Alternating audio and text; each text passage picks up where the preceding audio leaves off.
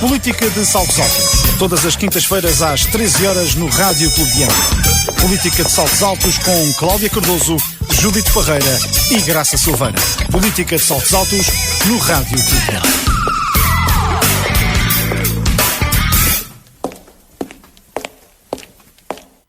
Boa tarde, bem-vindos ao Política de Saltos Altos, em direto no nosso Rádio Clube de Angra, com as comentadoras residentes Cláudia Cardoso, Graça Silveira e Judite Parreira.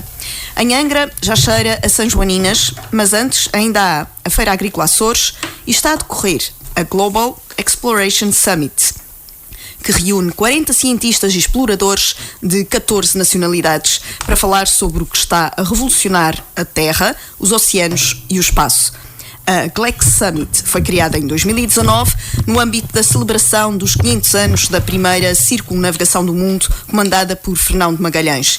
É a quarta edição desta, que é a maior cimeira de exploradores do mundo e a segunda vez consecutiva que se realiza nos Açores. O ano passado decorreu em São Miguel. Em menos de um mês, a região recebeu ainda iniciativas como a conferência da Rural Meet Youth Network, também em Angra, sobre a inclusão social de jovens nem em emprego nem em educação, ou em Ponta Delgada, as Ilhas da Inovação no Desporto Europeu.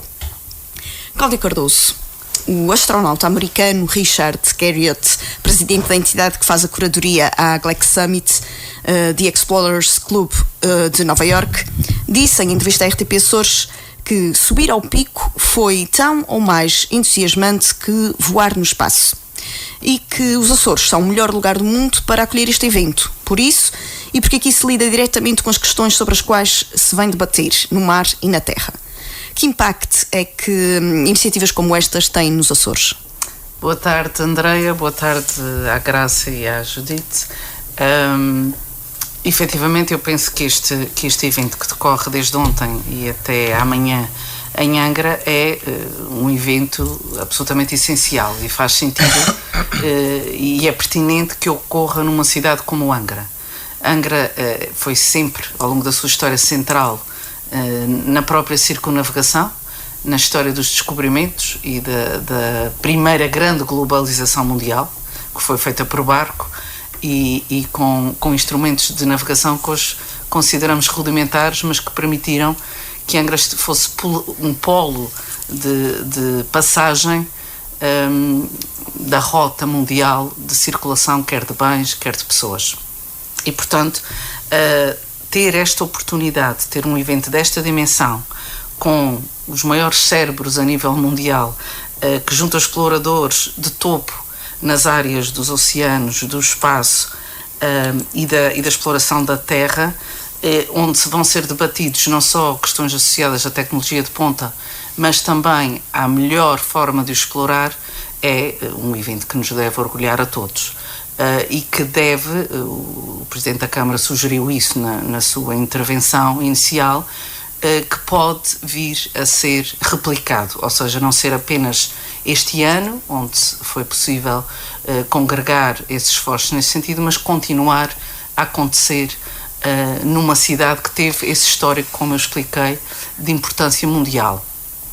Claro que isto convém que a comunidade também adira e esteja desperta para a importância disto. Aqui vão ser tomadas decisões e vão ser apresentadas posições e estudos científicos que nos colocam num patamar de grande importância a nível mundial. Reparemos que o GLEX Summit faz com que, neste momento, o nome da terceira dos Açores, e particularmente de Angra, esteja a ser divulgado nas maiores cidades do mundo. A comunicação social fala sobre isso nos outros países e ter o nosso nome da cidade de Angra associado a isto é algo que me parece absolutamente extraordinário. Também devo dizer que o que não se compreende aqui é que, projetando o nome de Angra, da Terceira dos Açores, tão longe, não haja participação do Governo Regional num evento desta natureza e desta dimensão. Porque, tanto quanto eu sei, foi organizado pela Câmara Municipal de Angra, com um investimento de 200 mil euros, pela Câmara do Comércio e pela própria organização e curadoria do GLEX Summit. O Governo Regional não investiu neste evento. Outra questão que aqui é importante referenciar e que foi ontem abordada por um dos intervenientes é a questão da proteção do mar açoriano poder ter impacto em todo o Atlântico Norte, ou seja, a questão foi colocada, os Açores têm o dever da proteção do Mar dos Açores, mas o Mar dos Açores vai muito para além disso e é necessário explorar a posição geoestratégica que nós temos, sempre tivemos, até por via da base das lajes e tudo o que sabemos, no Atlântico Norte. E estamos aqui a falar da possibilidade dos Açores terem um impacto a nível europeu e a nível de um dos maiores oceanos, que é o Oceano Atlântico, e sobretudo do Atlântico Norte, e da importância que isto pode ter em trocas comerciais e na nossa entrada para a circulação mundial desses grandes nomes. A questão da terceira poder ser a base desta Cimeira Global e replicar este evento parece-me determinante. Aliás, o Richard Garriott disse ontem, a terceira surge como um hub geográfico para a partilha da ciência. Ora, ter alguém desta craveira a dizer isto e a colocar esta possibilidade em cima da mesa, aliás, a proposta do Presidente da Câmara que se replicasse foi bem aceito, pelo menos nas palavras dele, que poderia, havendo essas condições, replicar-se, faz com que nós tenhamos aqui uma posição que não tivemos antes e que não a devemos deixar perder, na minha ótica. Só para dar mais um exemplo, o Governo dos Açores traçou a meta de proteger 30% do Mar dos Açores, como meta, enquanto que Emanuel Gonçalves já veio dizer, um desses intervenientes, que a região pode mesmo liderar a nível europeu as questões relacionadas com o mar. Ou seja, quem está de fora vê mais potencialidades na exploração do Mar dos Açores do que o próprio Governo consegue reconhecer, porque apenas colocou como meta 30%. E, portanto, o que eu tenho a dizer sobre isto é que este evento é muito bem-vindo, são 3 dias intensos, com palestras, intervenções, passeios, visitas e, portanto, vai não só capitalizar a possibilidade de termos os melhores cientistas, gente associada à NASA, associada a grandes empresas, isso é patrocinado para a Rolex, temos gente associada à Tesla e outras grandes empresas que estão desde ontem e até amanhã na terceira, e isto deve ser para já aproveitado para a comunidade, que está convidada para participar neste evento, e deve depois permitir que nós nos alcandoremos, nos posicionemos para tirar o maior partido disto. De forma alguma tivemos um evento nos Açores que tivesse essa projeção que este vai ter, e por isso o investimento da Câmara foi tão significativo. É lamentável que o Governo Regional não tenha visto a potencialidade de um evento com estas características. Graça Silveira, outra cientista que está presente neste encontro, sublinhou que o objetivo também é alertar para a proteção dos povos. Ela refere que, se não houver o ser humano, não faz sentido preservar o ecossistema, a biologia, e que há que virar as atenções não só para a vida selvagem e biodiversidade, mas também para as pessoas, que são, no fundo, os guardiões destes santuários naturais. O modo de vida nos Açores ainda se inclui nesta visão de equilíbrio com a natureza? Muito boa tarde a todos, a quem nos ouve no Política de Saltos Altos, a quem nos segue no Rádio Clube de Angra, as minhas colegas de debate, a nossa moderadora. Bom, eu já respondo à tua questão, mas respondendo ao repto da Cláudia Cardoso, lamento que o Governo Regional não esteja preocupado com uma organização desta natureza, pois nesta semana e no plenário o Sr. Secretário dos Assuntos do Mar estava mais preocupado com a apanha das lapas para as sopas de Espírito Santo. Desde logo abrindo uma exceção à captura de lapas sem nenhum fundamento científico em termos de dinâmica de populações e desde logo para as sopas de Espírito Santo, porque todos nós sabemos que o pessoal, quando come sopas de Espírito Santo, tem que acompanhar com uma lapinha grelhada. E portanto, isto é onde estamos. Eu devo dizer, e puxando a brasa à minha sardinha, quando concorri à Câmara de Angra com Angra com Mais Graça, uma das minhas propostas para devolver a centralidade a Angra, não só uma centralidade a nível regional, mas a verdadeira centralidade em termos mundiais, era exatamente, considerava que Angra seria um destino excelente teria todas as condições exatamente para organizar congressos científicos a nível mundial, independentemente da Universidade dos Açores ter ou não ter áreas de investigação nessas áreas, que era o que se dizia, mas é um polo de agricultura, não interessa. Tem uma academia, tem hotéis, tem uma natureza fantástica, é um lugar onde as pessoas podem vir 3 ou 4 dias, deixar os telemóveis à entrada e organizar congressos desta dimensão, com toda a economia que se gera à volta disso, dos hotéis, dos restaurantes, etc, etc.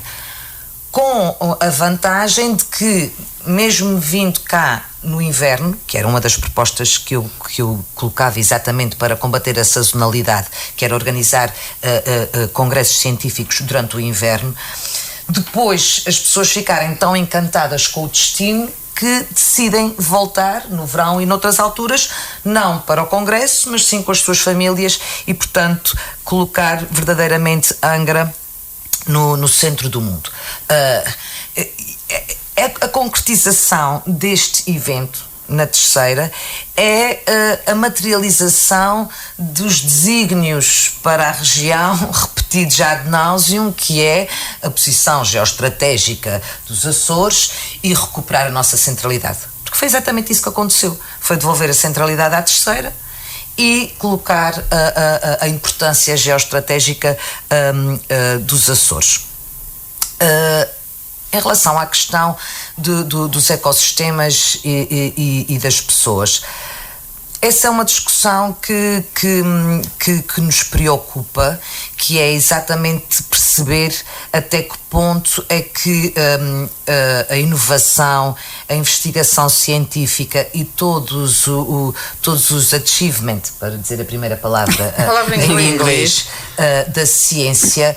Todos nós sabemos que não há almoços grátis, ou seja, há sempre uma postura de precaução em relação às consequências de tudo aquilo que a ciência nos permite. Desde logo, o aumento da população mundial e o envelhecimento, que resultam exatamente de toda a evolução da ciência e da medicina que hoje nos permite viver muito mais tempo. E o impacto que isso tem em termos mundiais, em termos de ambiente, em termos de alterações climáticas. Se a região continua a manter alguns ecossistemas intactos, é porque a adesão de pessoas, ou seja, a densidade populacional da região é baixa e ninguém passa por acaso nos Açores, portanto tem que se apanhar um avião, todas as nossas limitações em termos de acessibilidades, por um lado, tem-nos acabado por proteger. Se eu vejo na população uma preocupação de proteção de ecossistemas, não vejo. Não vejo nem na proteção de ecossistemas naturais, como não vejo na proteção de património histórico, como não vejo uma consciência cívica de tudo aquilo que nós temos de valor e aquilo que temos que proteger e tratar bem e valorizar, que a região tem de facto e que a maior parte das pessoas não tem a mínima consciência cívica, que acho que é um dos temas que hoje vamos aqui debater, em que demonstra verdadeiramente a falta de civismo. Em relação ao programa, eu tenho grandes expectativas em relação ao dia da manhã, em que o tema é Expand Your Perspectives and Explore New Ways of Thinking, que é, no fundo, explorarmos novas expectativas, novas formas de pensar, e de certeza que a inteligência artificial vai estar em cima da mesa, e é exatamente isto que eu estava acabando de dizer, que é, em vez de termos medo da incerteza, das consequências das coisas, assumirmos essa incerteza, assumirmos riscos e descobrirmos potenciais em oportunidades que têm sido subvalorizadas. Ou seja, determinadas possibilidades que têm sido desmerecidas e que hoje podem ser vistas como, em vez de ser riscos, verdadeiras oportunidades. Penso que vai ser uma palestra interessante e em relação a isso devo dizer que a Universidade dos Açores, tudo o que são estudantes, investigadores ou professores da Universidade dos Açores, foi-lhes oferecida uma entrada de borla e que não. A Cláudia estava a dizer que a população. Quem ofereceu? Eu não sei. Assim, são os patrocinadores. Não sei se foi a Rolex, se foi a Câmara de Angra, mas do budget para a organização do evento houve esse cuidado de oferecer aos investigadores locais uma entrada for free. Judite Parreira, a Cláudia já referiu aqui uma questão que se levanta em relação ao êxito destas iniciativas, que é o envolvimento da comunidade, que nem sempre é conseguido. O que é que as pessoas ganhariam em participar ativamente nestas questões? Boa tarde, Andreia. Cumprimento também a Cláudia e a Graça, e boa tarde muito especial aos nossos ouvintes. Ora bem, para já congratular-me com a Câmara de Angra e com a Câmara de Comércio pelo facto de terem conseguido trazer um evento desta grandiosidade e desta natureza para a Terceira. Já tinha acontecido em São Miguel e foi muito importante conseguir captá-lo para cá. Depois, em relação à questão que a Andreia coloca, pois a verdade é que a comunidade anda um pouco afastada de eventos desta natureza. Não sei se pelo facto da sua divulgação não ser de forma a captar a atenção, porque nós sabemos que a comunidade científica tem às vezes uma linguagem um bocadinho hermética que não chega facilmente às populações. Não sei se por isso, se pela própria comunicação social, que também não divulga convenientemente estes eventos. A verdade é que sempre que acontecem para uma determinada elite, mas a comunidade, de uma forma geral, não está atenta e acaba por não ter conhecimento, ou tem conhecimento que aconteceu qualquer coisa que trouxe cientistas a Angra, mas não sabe exatamente porquê. Portanto, parece-me que, mas desde logo, se o próprio governo não compreendeu a importância que isto tinha para a Terceira, de uma forma muito particular, e para Angra, mas para a região de forma geral, é evidente que se o próprio governo não patrocina, não vê a vantagem num evento desta natureza, dificilmente depois chega às populações, porque se não vem das cúpulas, as populações também acabam, a comunidade acaba por não se envolver muito. É evidente que isto tem custos, mas se a Câmara de Angra consegue patrocinar 200 mil euros, com certeza que o governo também haveria de arranjar alguma forma de patrocinar. E é evidente que tem um custo elevado e que não. Eu gostaria muito que se tivesse realizado na Praia, mas obviamente que uma Câmara com a dimensão e com os problemas que a Câmara da Praia tem neste momento nunca poderia ser parceiro neste evento. Agora, como é que se consegue chegar às populações? Bem, eu vou sempre aquilo que para mim é o essencial da questão, que é educação. E, portanto, talvez a forma de estes eventos chegarem mais facilmente à comunidade seja através das escolas. E eu sei que que vai haver alguns eventos que vão ser replicados para as escolas, ou através da videoconferência, e alguns até de forma presencial. Mas creio que os alunos, sobretudo os de secundário, que já têm outra idade e outra formação, e que curiosidade também, e mesmo preocupações ambientais, sim. Preocupações com o futuro. Portanto, parece-me que através das escolas que seria uma forma de chegarmos depois às famílias, mais facilmente às famílias, e de envolvermos a comunidade num evento que é tão importante para a Terceira. Quando nós falamos de turismo e dizemos que não queremos, e bem, que não queremos turismo de massas, embora eu acho que nunca corremos esse risco, risco, porque não temos clima para isso. Mas não queremos turismo de massa, que temos que apostar em determinados nichos. Eu acho que este é ótimo, porque para já tem uma grande visibilidade. Não nos esqueçamos que está a ser coberto por vários jornais, por cadeias de televisão, através de plataformas digitais, de redes sociais. Portanto, tem uma abrangência muito grande e portanto, vai com certeza captar. Portanto, é um investimento. No futuro vai nos trazer dividendos. E portanto, parece-me que era importante que as comunidades tivessem mais consciência de tudo isto, da importância que estes eventos têm, e se envolvessem mais, mas há que encontrar uma fórmula para chegar até elas. E na senda da inovação e ambiente, a Câmara de Angra tinha disponibilizado 50 bicicletas elétricas em 9 estações, mas dias depois foram vandalizadas e tiveram de sair de circulação. Cláudia Cardoso, as bicicletas foram localizadas através de GPS, percebendo que terão sido levadas para casa dos autores do vandalismo. Segundo notícia do Diário Insular, verificou-se que se tratava de jovens que não pertenciam aos bairros habitualmente associados à criminalidade. Que questões sociais é que estão aqui implicadas? Ora bem, Andréa, pois isto tem um pouco a ver com a questão das comunidades, não é? Que se falava agora mesmo. Esta ideia do Angra Bike Sharing, para mim, é uma ideia muito Também feliz. Queres falar inglês? Claro. Aliás, eu é costume falar mais do que tu. E, portanto, eu acho que essa ideia é uma ideia muito feliz, não é? A questão, primeiro começou, como vocês devem ter visto também, algumas críticas nos sítios onde eram instaladas, etc. Mas eu acho que qualquer pessoa que viaje minimamente, estamos a falar do exemplo da Judite Parreira, porque viaja maximamente, estamos a falar do médio, do viajante médio. Mas como costumas nós fazer bike sharing quando viajas? Eu nem sequer sei taxi sharing. Não, muito a pé. E depois lá isso em inglês. Food sharing. Não deixa de jogar ténis com Mas então, a questão, a ideia é que todas as cidades do mundo têm esse tipo de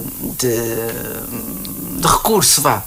E é muito útil porque é pouco poluente, não é? Ou nada poluente, e obriga a fazer algum exercício e permite às pessoas verem as cidades de uma forma agradável. Por exemplo, vocês sabem duas cidades onde isto é muito comum, é Amsterdão, como toda a gente sabe. Se bem que em Amsterdão o problema já está a ser o contrário. Exato, já está a ser o sucesso. Estão a começar a ter políticas anti-bike sharing. Não sabia que é Copenhaga, que ainda é uma coisa ainda pior que Amsterdão, em termos de praticamente o estacionamento é uma coisa extraordinária, o número de bicicletas que é ao nível dos milhares. Agora, são cidades com características diferentes, são cidades planas, coisa que Angra não é, como nós sabemos. E é por isso, penso eu, que a opção foi por bicicletas elétricas e não por bicicletas normais, porque as outras cidades, a questão do bike sharing, da partilha de bicicletas, é feita muito através de bicicletas normais, em que as pessoas pedalam mesmo. Aqui optou-se para a questão das elétricas. As pessoas pedalam mesmo pedalam também. mas pedalam menos e ajuda nas subidas, ajuda na Rua de Gola. A Rua de Gola é um desafio. Não sei, por acaso, não sei como é que é pessoas da nossa idade. Mas, de qualquer maneira, esta questão da minha, não sei da tua, talvez. Na minha idade já ninguém pedala, nem uma coisinha. Só naquelas fixas. Mas, tendo em conta a orografia da Angra e tudo o que vocês conhecem, penso que foi uma excelente iniciativa, que tem grandes possibilidades de resultar. Pena que começa assim. Eu lembro-me que aqui há uns anos, talvez há uns 15 anos, em Rabo de Peixe, quando houve aquele projeto EFTA, houve a intenção de embelezar as rotundas. E então um dos projetos era colocar flores, encher aquilo tudo de flores. Pois as flores tiveram menos de 24 horas nas rotundas, porque foram todas sonegadas para ir para casas particulares a brilhantar. E claro, isto é uma coisa altamente criticável, não é? A falta de consciência do bem comum, que já não sei se foi a Graça ou a Judite, foi a Judite que falou que as pessoas não estavam despertas para as questões de património e para as questões... Graça, desculpa. E portanto, é isto que acontece. As pessoas não têm... nas escolas há uma disciplina de cidadania. Mas as pessoas depois quer dizer, mesmo com a disciplina... Nós, na nossa altura, não havia.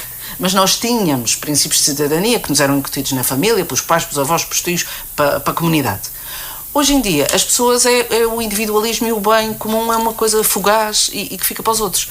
E, portanto, é esta falta de noção, porque ainda para mais, se a notícia do Diário Insular diz que nem foram pessoas, digamos, propriamente necessitadas, foi vandalizar, fazer um mal, destruir o que é de todos. Ora, o que é nosso deve ser preservado, o que é de todos, por maioria de razão, ainda deve ser mais preservado. E é esta a dificuldade. Como é que nós vamos alertar pessoas para como é fundamental preservar o que é de todos, não é? No caso de Angra, que é um monumento vivo. Angra é um monumento vivo. Nós andamos um pouco à escala, é um pouco como Roma. Damos 2 passos e temos um monumento. Em Angra é um pouco assim. Damos 2 passos, temos... mais pequeninos. Mais pequenino. E em Angra vamos mais longe, porque é o próprio conjunto arquitetónico exatamente, que é património. Mas as pessoas, quer dizer, têm orgulho em ser património da humanidade, mas desconhecem um bocado o que é isto. É porque isto não é só ter direitos e ter orgulho. É preciso o esforço e o dever de o preservar, porque não é meu, mas é de todos. E não é só dos angrenses, é de todos os seres humanos que habitam o planeta. E este é que é o grande desafio, e eu acho que a Judite tem razão aqui. É a educação, passa para a educação, passa por nós percebermos, mas às vezes não é só a educação formal, é porque a gente pensa em educação, os professores é que não ensinam. Não. A educação faz-se em todos os sítios. Faz-se pelos pares, faz-se pelos pais, faz-se pelos avós, e é essa educação que nos está aqui a faltar, que é o princípio de zelar pelo que não é meu, mas que é de todos, e por ser de todos também é meu. E esta é que é aqui a grande... Portanto, isto é altamente condenável, o que é que eu ia dizer? O roubo, ainda mal tinham sido estreadas, já estavam a ser roubadas, e quer dizer...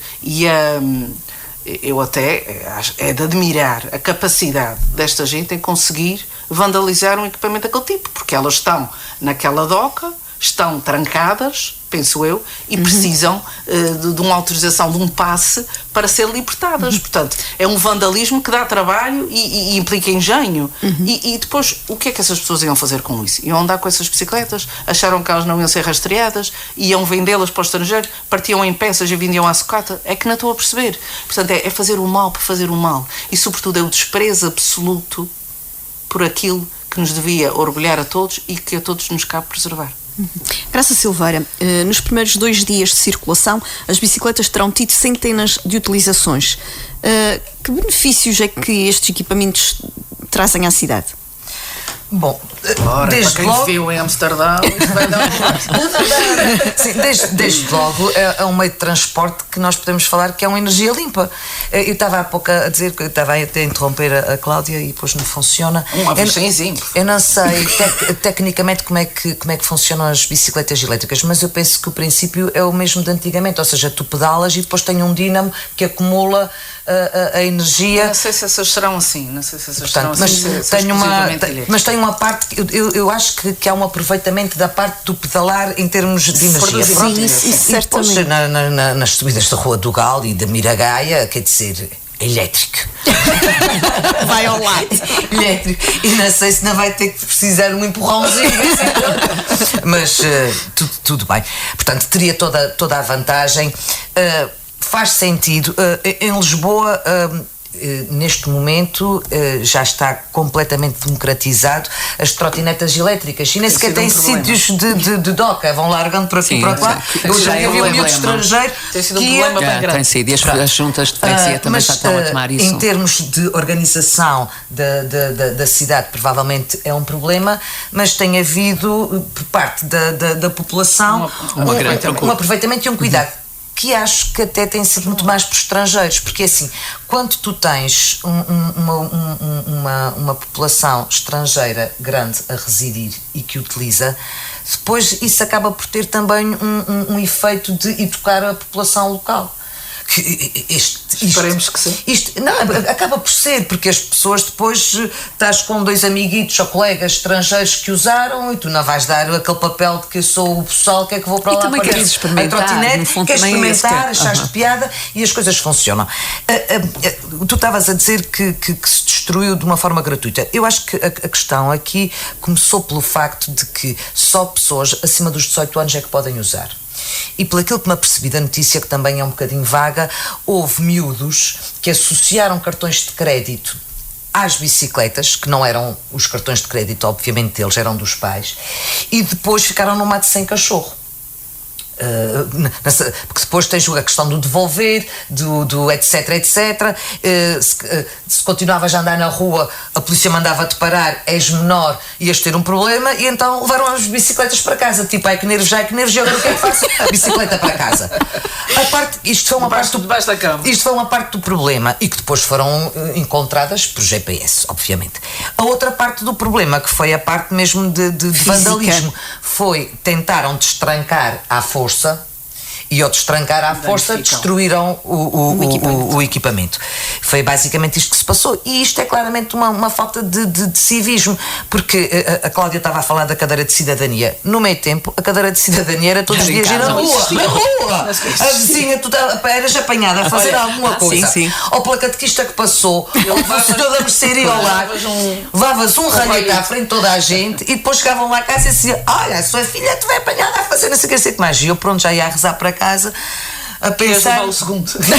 Eu não, que levavas na rua. E as pessoas demitiram-se desta educação cívica. Porque hoje em dia tu vês na rua miúdos a tratar mal idosos, com uma falta de respeito pelas questões mais básicas de convívio em sociedade, e toda a gente faz de conta que não vê. Mas eu, claro que não consigo, é mais forte que eu. Começa-me a dar aquele fervor, e a Rosa começa logo a dizer ao meu lado: oh mãe, tu não vais abrir o vidro, oh mãe, tu não vais ter nada. E vou. E ainda, olha, eu lembro-me perfeitamente, eu acho que até falei isso aqui com vocês durante o Covid. Havia miúdos do liceu que se juntavam dentro do hall da entrada da Igreja da Conceição, tudo sem máscaras, para lá no Retoiço Medonho. Eu esperei para eles saírem, dei um ralhete, uma fedelha de 14, 15 anos respondeu mal e arrogante. Portanto, bem demonstra que não estão nada habituados a serem confrontados com este tipo de... Porque eu perguntei: mas eu peço desculpa, mas vocês não deviam estar no liceu? E ela: sempre, mas o que tem a ver com isso? De uma falta de educação. E eu liguei para a polícia, conheci o comandante da polícia e disse: olha, amanhã de manhã, só assim fardadinhos, às 8h30 da manhã, entrar por lá dentro para elas apanharem o seu susto. Tem que ser! E a maior parte das pessoas acha mal aquilo que eu faço.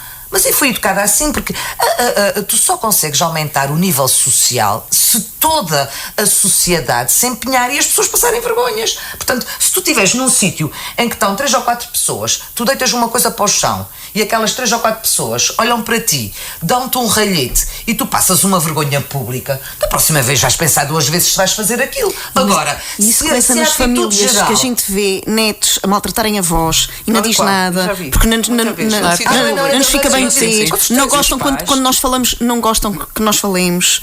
Mas o que se passa na praça pública é da responsabilidade de todos. Se isso acontece das portas para dentro, pronto, olha, paciência. E há crimes que já são considerados públicos e que podes denunciar, nomeadamente a violência a idosos. Portanto, podes denunciar. Agora, na praça pública, quer dizer, e isto é o culminar de uma sociedade que está completamente demitida das suas obrigações. E uma delas é de convívio. Há regras básicas sociais de convívio que têm que ser cumpridas. Senão, qualquer dia destes somos bichos. E até os bichos têm códigos de conduta. E, portanto, bem organizados alguns. Seja por habituação. E como a Cláudia dizia, e muito bem, isto é a prova, mostra o valor que se dá ao erário público. Que é nenhum. Que é nenhum. Portanto, tudo o que é privado é péssimo, querem é ter lucro, nem sei o que mais. Tem que ser, é tudo público. A minha rua tem que ser asfaltada. Tem que ser tudo público, como se para gerir dinheiros públicos o governo pedisse dinheiro diretamente ao Nosso Senhor. Quando o dinheiro público é nosso, dos nossos impostos, das nossas contribuições, etc, etc. Mas lá está a ignorância, Graça, outra vez. Eu não acho que é só ignorância. Porque o miúdo sabe perfeitamente que se a bicicleta fosse sua, não a tratava assim. Mas como a bicicleta não gostou, a outra se calhar tratava. Que é outro problema. Não custa a ganhar. Claro. Exato. Judite Parreira, o vandalismo tem afetado também outras infraestruturas da ilha, em zonas balneares, parques públicos. Como já se referiu aqui, estes atos poderão significar problemas no setor da educação? Com certeza. Olha, eu acho que as autarquias cada vez têm demonstrado uma maior preocupação com as questões ambientais e têm procurado, e neste caso foram mesmo procurado políticas ambientais que venham combater os problemas que existem e que venham de alguma forma também combater o sedentarismo e ajudar as pessoas a melhorar as suas condições de vida. Obviamente que isto são dinheiros públicos e são dinheiros públicos que saem, as autarquias não têm uma árvore de dinheiro no quintal, portanto, isto são dinheiros das nossas contribuições, dos nossos descontos e também dos pais desses jovens, adolescentes, provavelmente, eu não sei exatamente quem é que foi, nem interessa neste momento saber, mas foram jovens adolescentes que muitas vezes estes casos, e a Andréia dizia no início, e bem, estes casos são muitas vezes associados aos habitantes dos bairros sociais, mas nem sempre isso acontece, e muitas vezes são aos filhos de famílias estruturadas, que, enfim, a quem falta depois muita coisa também. Portanto, essas famílias também contribuem com os seus descontos para estes equipamentos. Agora, é claro que estes adolescentes têm pais que, desde logo, e foi o que foi focado aqui, as questões de educação, mas não apenas da educação formal, ou seja, as escolas não são responsáveis por tudo, porque os alunos também nos chegam já com graves problemas que nós não conseguimos contrariar, não conseguimos combater, mesmo nas aulas de cidadania, porque os modelos familiares são muito fortes e portanto, se isto em casa não for, esses princípios e esses valores de cidadania não forem incutidos, a escola sozinha não pode fazer nada. E o que nós assistimos muitas vezes, e quer a Graça, quer a Cláudia já referiram, foi ao facto de crianças ainda, e às vezes muito cedo, maltratarem os familiares, e não apenas os avós, também os pais terem respostas que, enfim, no meu tempo, efetivamente já foi há muito tempo, mas que no meu tempo dava direito enfim, a castigos e talvez um par de palmadas se fosse necessário. Portanto, um puxãozinho de orelhas, um apertinho no braço, uma repreensão.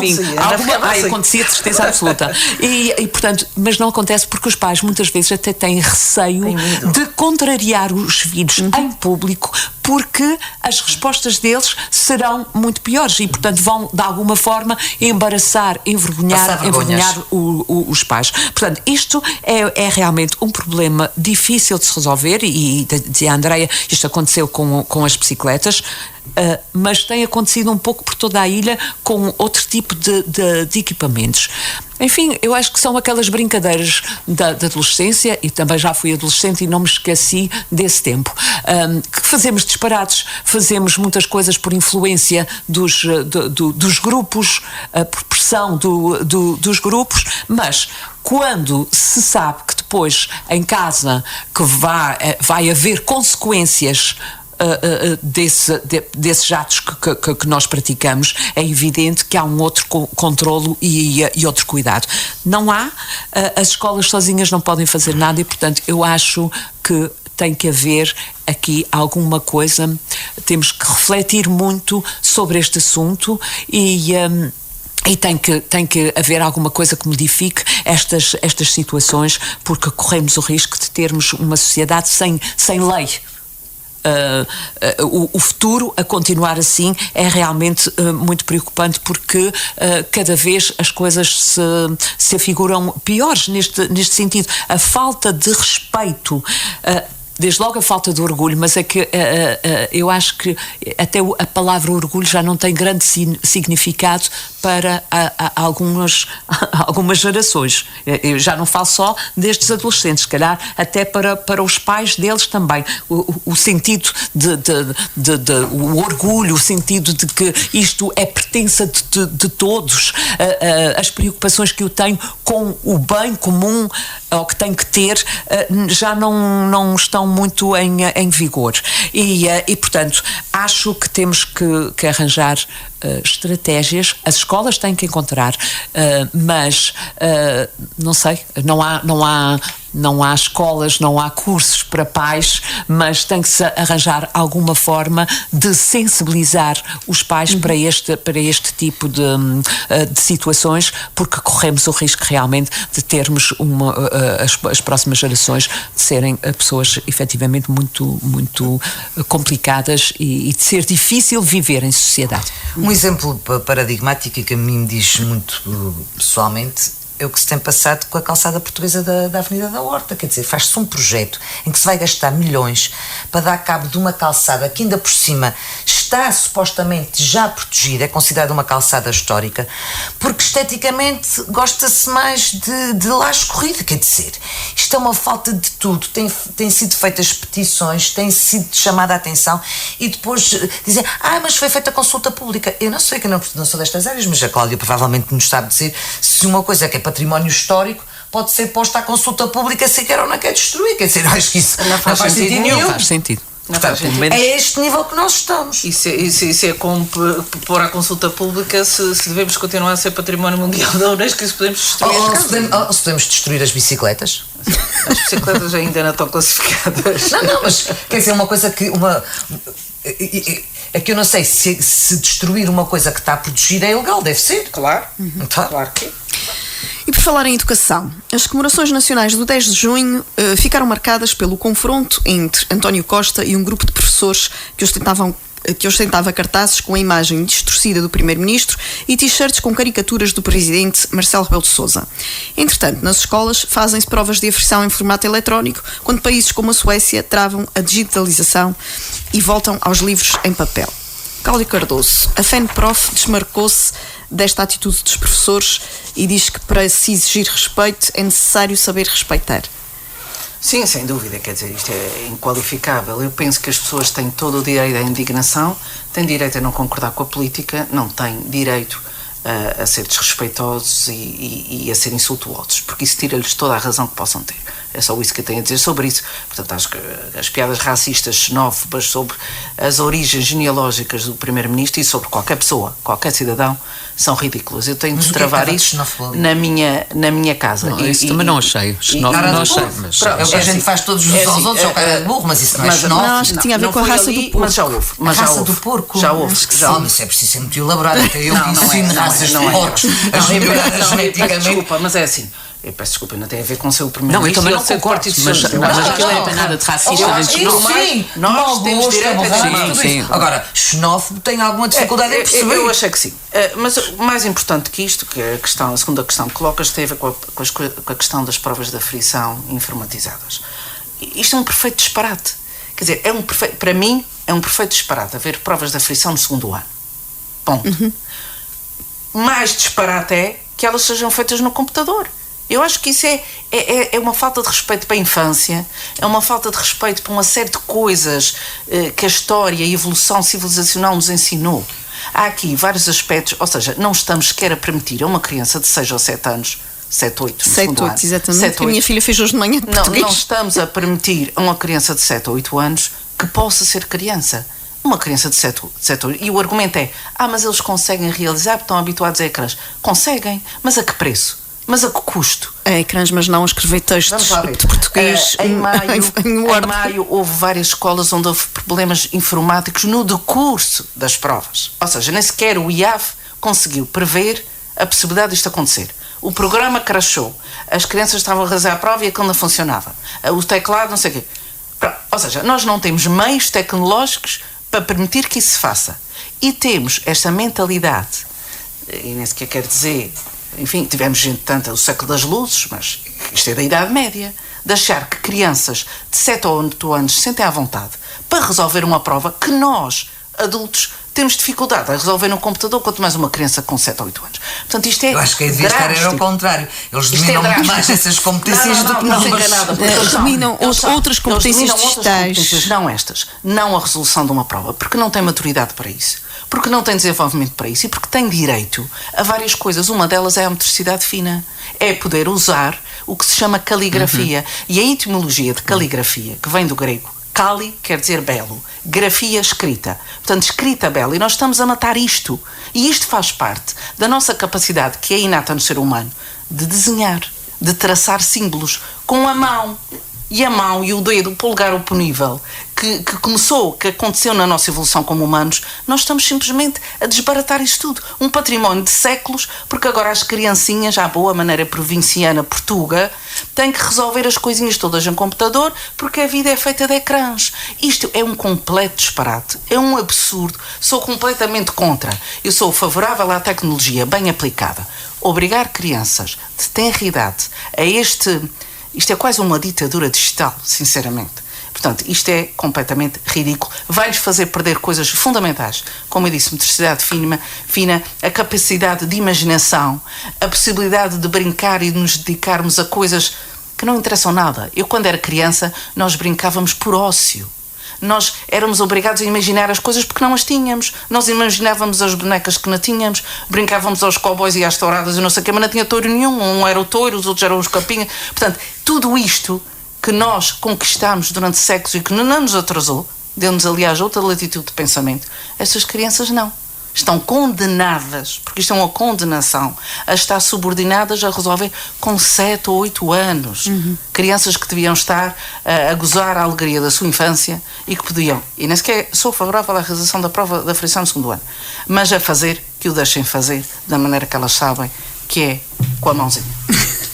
Graça Silveira, na Suécia, a Ministra da Educação advertiu que, na sequência do que nos estava aqui a dizer a Cláudia, que estamos em risco de criar uma geração de analfabetos funcionais, devido à forma crítica como se aborda a experiência da digitalização das escolas. E por isso mesmo o governo sueco decidiu travar a fundo o programa de digitalização das escolas e voltar a investir nos livros em papel dentro das salas de aulas. Isto em comparação com as nossas provas da frição digitais. Bom, eu concordo em grande parte daquilo que a Cláudia disse, no sentido que estamos efetivamente a perder competências, nomeadamente destreza fina. Eu lembro-me perfeitamente, eu com 4, 5 anos já sabia bordar, cozer um botão. Os miúdos hoje em dia não têm essa capacidade. Nem sabem atacar sapatos. Mas o meu problema, o problema não está na avaliação. Está muito antes da avaliação, está no ensino. Ou seja, os miúdos não usam o português. Mandam mensagens, ainda outro dia disse isto aqui, mandam mensagens que é metade com abreviaturas, metade com emojis. Eu não percebo nada daquilo, eu não consigo.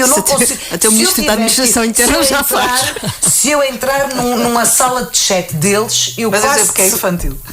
Se entrar numa sala de chat deles, quase de certeza que não percebo a informação que eles estão trocando. A ideia talvez seja essa. E eles estão.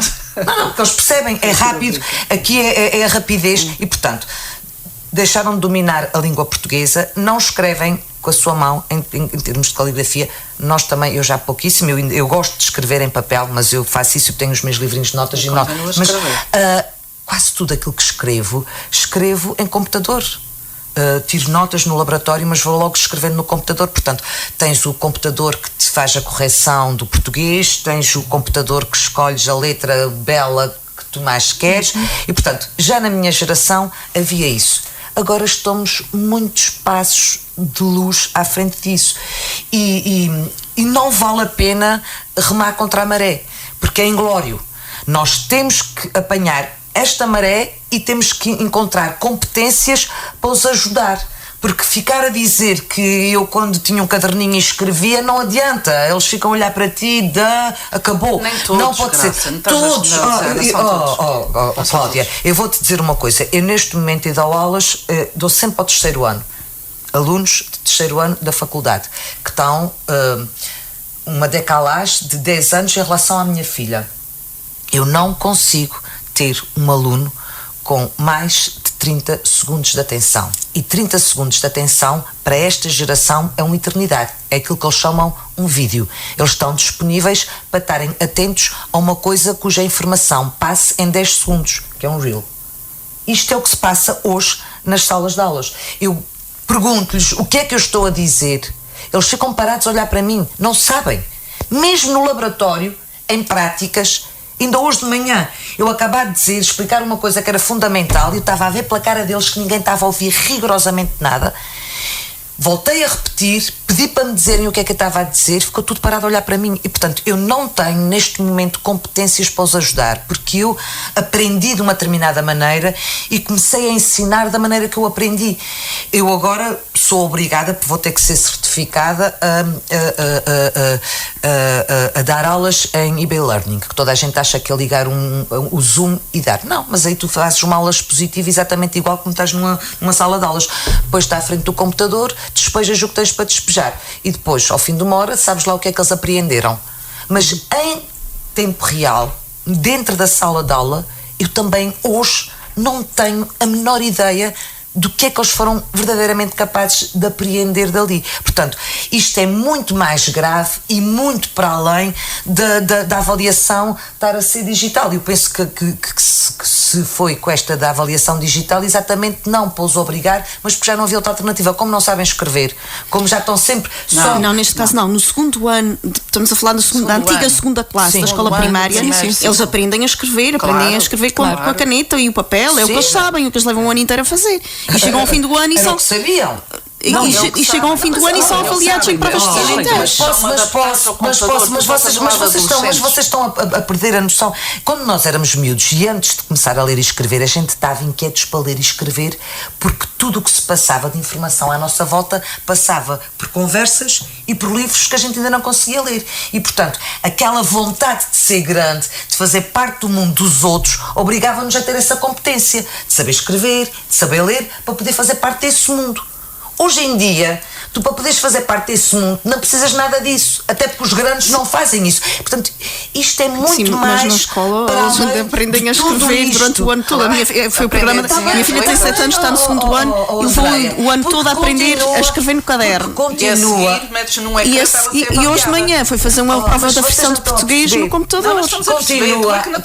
Tu estás a falar de crianças de 7 ou 8 anos, não, eu estou a perceber. Tu não estás a falar do mundo em geral. Posso acabar de dizer isto que estava a dizer? Sim, com ponto de raciocínio. É o mundo que eu conheço. E é assim, há muitas coisas que tu aprendes e que tu fazes que têm que ser com motivação. Ninguém estuda, ninguém aprende. Sim, tu achas que as crianças de 7 ou 8 anos estão mais motivadas? Eu estou só a dar a minha opinião. Tudo bem que tenhas uma opinião completamente diferente. Esta é a minha opinião e que me preocupa.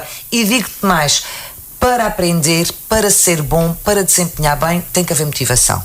À força não adianta. Neste momento, na primeira classe, na segunda classe, continua a ser isso que é ensinado aos miúdos, porque eu continuo a estar lá no programa. A motivação de miúdos hoje, com 6 anos, para aprender a ler e a escrever, é quase nula, porque eles são capazes de participar. Tu és capaz de participar no resto do mundo sem essas competências. É claro que essas competências te acrescentam, mas é completamente diferente de antes. Tu não conseguias participar no mundo dos grandes se não soubesses ler e se não soubesses escrever, porque era assim que as pessoas comunicavam. Hoje não, tu tens milhares de formas de comunicação alternativas a isso. E isto a mim preocupa-me. E estava a dizer, e agora tenho que fazer um curso que vou ficar certificada em comunicar, ensinar e avaliar em digital. E é todo um mundo louco que eles já estão anos de luz em relação a nós. E portanto isso é outra coisa que me preocupa, é que as pessoas que são professores agora não aprenderam em tempo útil competências para poder apanhar esta corrente. E preocupa-me bastante, devo dizer. Judite, para que é que servem as provas da frição? Só para acabar de dizer isto. E com a agravante da inteligência artificial, que ainda ontem estávamos numa palestra, o tal do ChatGPT, em que tu tens miúdos a apresentar teses, em que pedem a uma coisa de inteligência artificial, olha, escreve-me aí uma tese sobre modelos de alimentação animal, vacas leiteiras, em pastagem de altitude, com não sei o que mais. E o ChatGPT escreve. E tu tens que ter competências para perceber. Para interpretar o ChatGPT. Não é interpretar, para ver se aquilo é...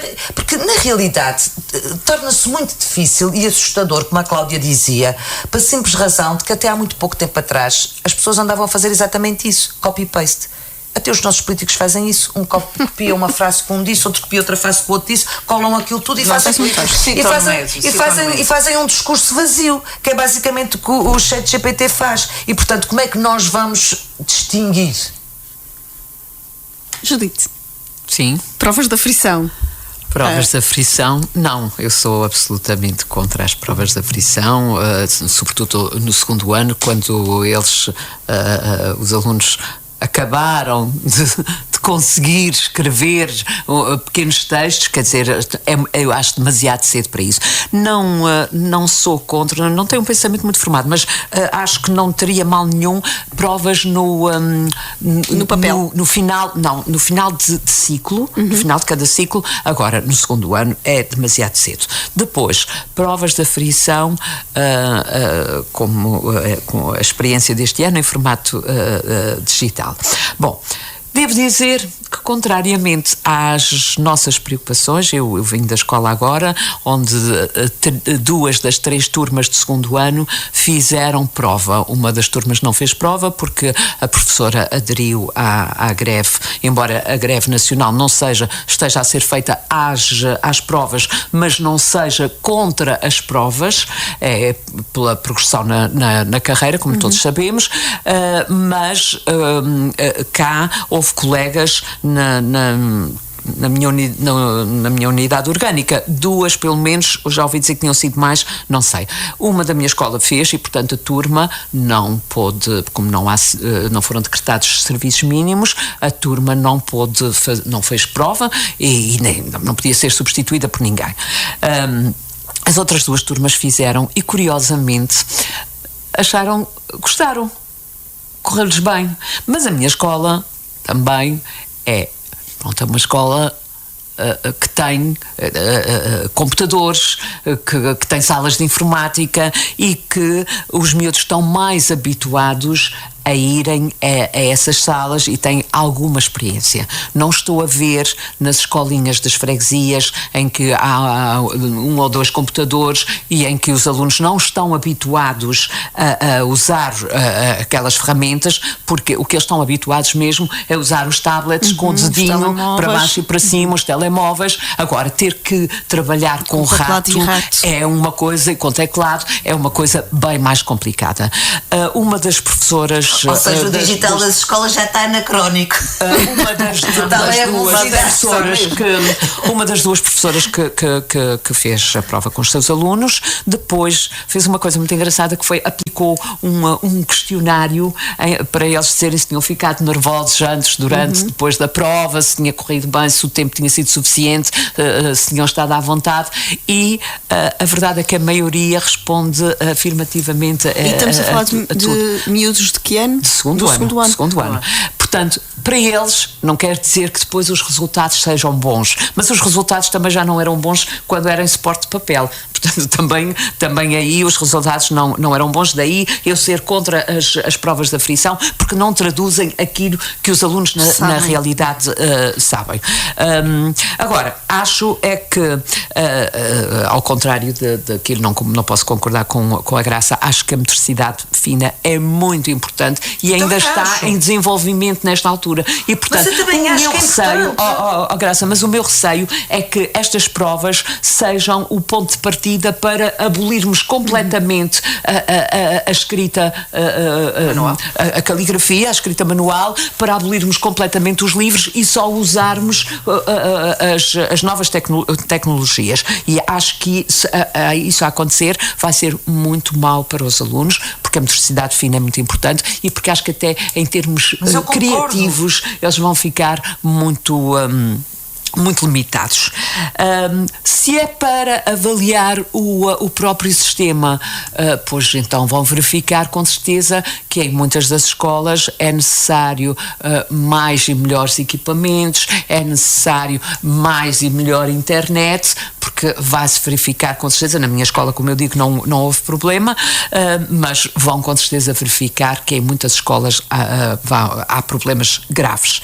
Depois, parece-me que então andamos, mas isso já é normal, andamos sempre ao contrário daquilo que acontece nos países de primeira linha, que é quando os outros já perceberam que este não é o caminho, funciona. que não funciona assim, estamos nós a implementar como se fosse uma grande coisa. Mas podíamos ter o benefício do atraso, pensar assim, pronto, começamos mais tarde, eles já viram que não funciona. Vamos já ter com eles. A gente vai fazer porque eles também fizeram. Exatamente. Portanto, este foi o primeiro ano, espero que tenha sido o primeiro e o último, sinceramente, e não sou contra no secundário. Por exemplo, os alunos de secundário já têm Tem que saber.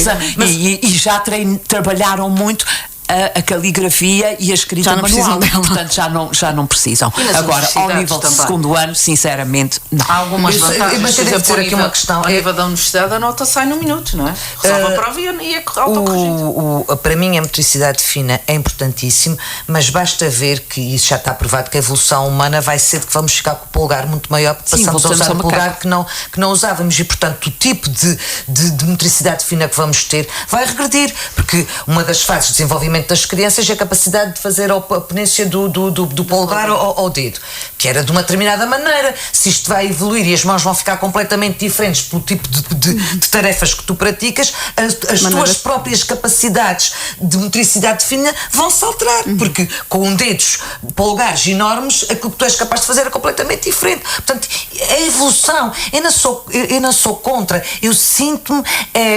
completamente impotente e aflita, porque não vale a pena continuarmos com esta conversa de que no passado foi diferente, porque foi diferente, eu preciso ter competências para ajudar no passado as pessoas escreviam com pedras, não é um regresso ao passado, é uma determinada faixa etária. É que isto altera-se tudo, mas os estádios de desenvolvimento não se alteraram.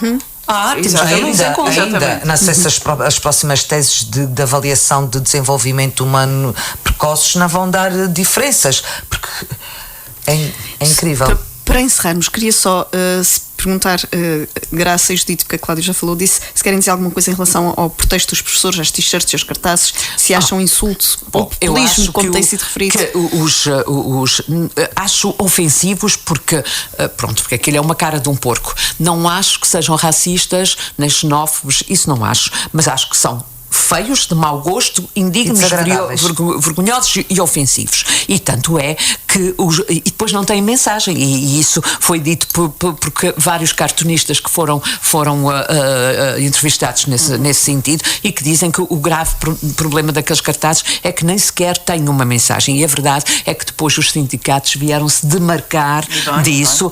O autor diz que foi uma brincadeira, era uma coisa fofinha.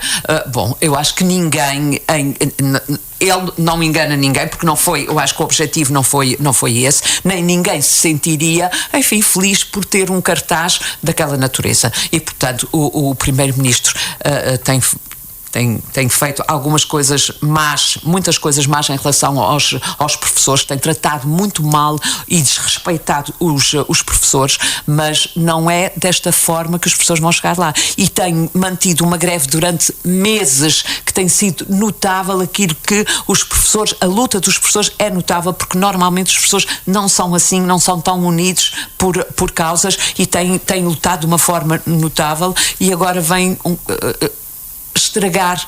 Isto é uma nódoa no trabalho que tem feito ao longo deste tempo, e portanto eu espero que no futuro isto não aconteça, porque não venha, não é bom para ninguém.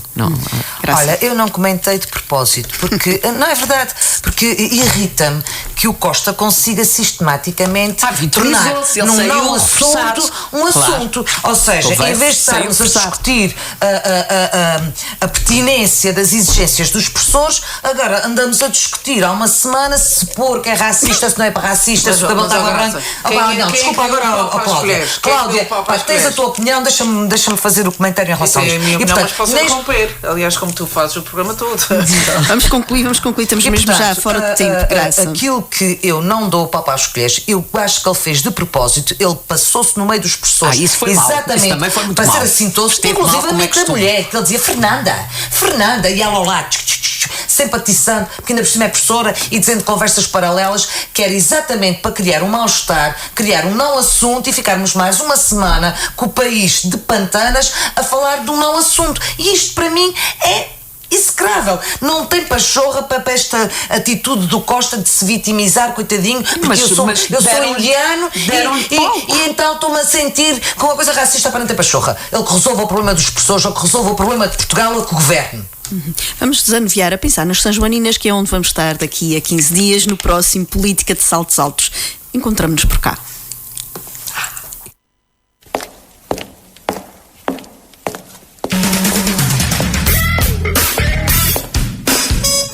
Política de Saltos Altos. Todas as quintas-feiras às 13 horas no Rádio Clube de Angra. Política de Saltos Altos com Cláudia Cardoso, Judite Parreira e Graça Silveira. Política de Saltos Altos no Rádio Clube de Angra.